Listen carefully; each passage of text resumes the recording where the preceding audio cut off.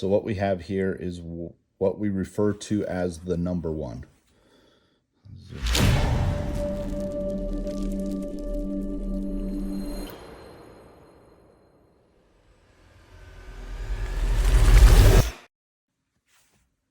Welcome everybody.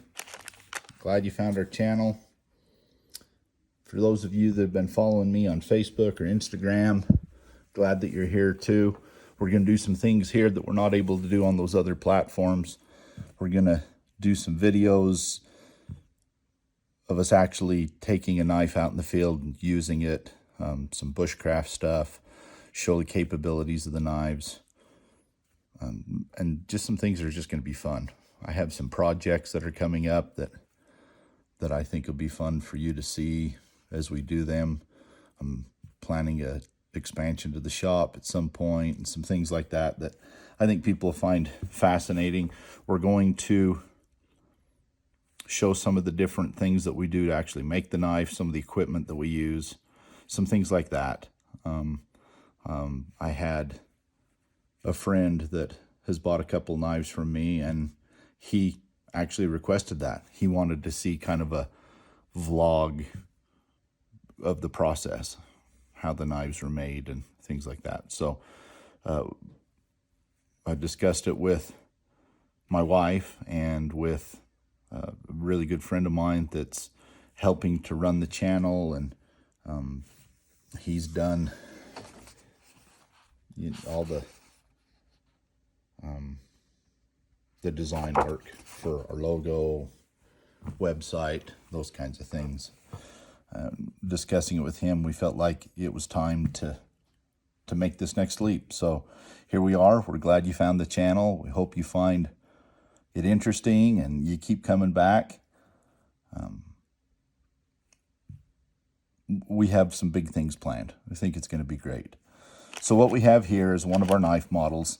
This is the way it'll come to you. We wrap it up like this.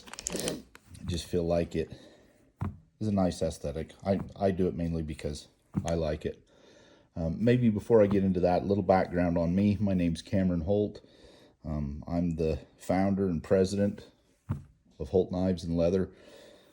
I've been making knives most of my life, but the last, well, it's probably been 2 or 3 years now, we decided to take that next step forward and start actually marketing and trying to sell the knives. So what we have here is one of those knives. We're just going to do a little tabletop review here. First thing you might notice is I have this card, and I include that so that you have a way to get a hold of me. If you have any problems with the knife for whatever reason, get a hold of me. Also, on the back side, I just give a brief description of the materials that were used. So if you have a buddy down the road sometime, he says, hey, what kind of steel is that made out of? You have a way to reference back the different materials that were in there.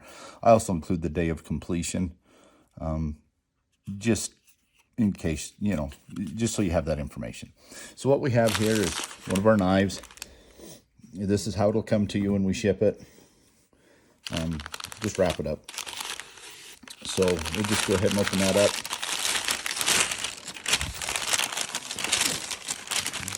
Get out of the road. So what we have here is what we refer to as the number one. Zoom in on it a little bit, see if you can see it a little bit better. We call this one the number one because when we first started selling the knives, this was the first model that I offered for sale. So hence it's the number one. So I make the knives, and I also do all of the leather work. This was all done by me, by hand. And I've got some kids of mine, especially my little girl.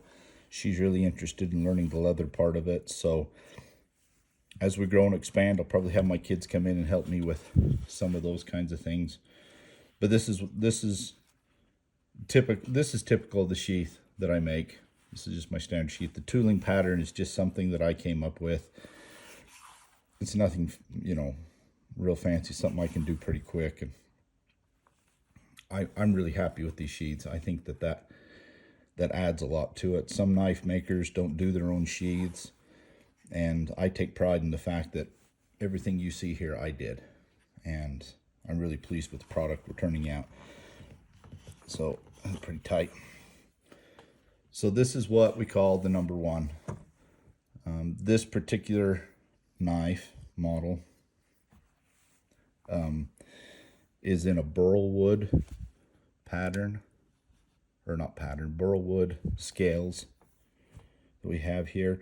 When I ordered it from the supply place, it just listed it as Burlwood, but I believe that's a Buckeye burl is what that's called.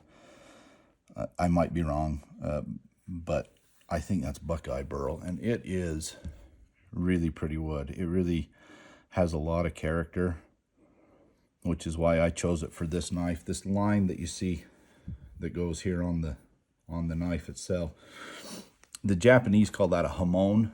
That's kind of the term that comes from it. Some people call it a temper line. It doesn't actually come from the tempering. It comes from the quenching process. What I do is I will line the spine of the knife with a refractory cement. What that does, it doesn't really insulate the spine. It acts as a heat sink, so that as it goes into the quenching medium that cools the knife, which is what hardens the blade, the exposed blade, obviously thinner and uncovered, heats or cools a lot quicker than that spine does, which gives you a differential heat treat. So the spine of the knife is softer than the edge. And the reason you want that, or that you would do that, is that it makes it so that there's a lot more flex to the knife, which gives it a lot more strength. So there is a functional reason for doing that, but another reason, and probably my favorite reason, is the aesthetic reason. You can see that as that does that, it creates this line that we call a Hamon. And that's kind of one of the characters of my knives. All of my knives have a Hamon at this time. We're planning some other finishing processes. Not everybody wants a Hamon probably. So we're thinking of doing some stonewash blades and maybe some other things like that in the future. But for right now, this is kind of what I'm focusing on. So with this knife, we did the Buckeye burl because I wanted that handle with that. I don't usually get that much character out of a Hamon, but it's kind of you put the clay on. I do manipulate the clay to some extent to try and get as much out of it as I can, but that's one of the fun things about making the knife, is that Hamon reveal. The guys that do Damascus will probably tell you the same thing. When they put that in the etch and come out and see that pattern for the first time, that's something that's real satisfying for a knife maker. I chose copper pins to go with this because of the color of the wood. I also did liners. I did copper liners on this knife. That file work pattern that you see there is called a vine pattern. Kind of looks like a vine creeping along there. That's my favorite. That's the one I usually do most of the time. So that's pretty much our knife. Like I say, this is the number one. We do 2 or 3 other models. We'll be doing reviews on them too. So appreciate you taking a look. If you have any questions or anything like that, go ahead and put them down there in the comments. I'll be happy to get back and answer whatever I can. So there it is. This is our number one. So also, if you're interested in getting one of these, we do also have some other products that we sell. I make a old-time recipe. I tweaked it a little bit, but an old-time leather treatment recipe for a leather balm that is antifungal. It also helps the leather to shed water, some things like that. It's really good for the leather. We offer that. We got some other things on there too. I do have people ask from time to time if it'll skin. I've got, oh, sorry about that. If it'll skin, I've got some little short videos, some reels and stuff of it being used. As I developed this design, I have the opportunity to have access to some different butchers, and I'd take it to them and say, hey, what do you think? And we tweaked it here and there. This is an excellent skinning knife. If you're interested, it's a 4-inch blade. I don't know if I mentioned that earlier. It's a 4-inch blade, which I think is the best size for a using type knife. It's handy. It's not too big, but you can do a lot of tasks with it. So it does skin really well. We've tested it on beef and things. The spine will strike a ferro rod. I've had some people ask about that too. With mine, I usually go out here on the front where there's no file work, is what I'm trying to say. So it will strike a ferro rod.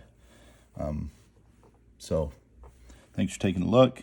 Go ahead and, if you would, please, hit the like, subscribe, the little bell so you can get notifications. We're gonna do our best to put out at least one video a week. I hope that it's stuff that you find interesting. And if you have questions or something like that you want to see, let us know. We'll be glad to try and do what we can. So share it with your friends. We're trying to get word out that we're doing these. I'm pretty proud of the product that we're doing, and appreciate your time. Appreciate you coming and looking and seeing what we got. So stay tuned. We got lots more coming. So thanks.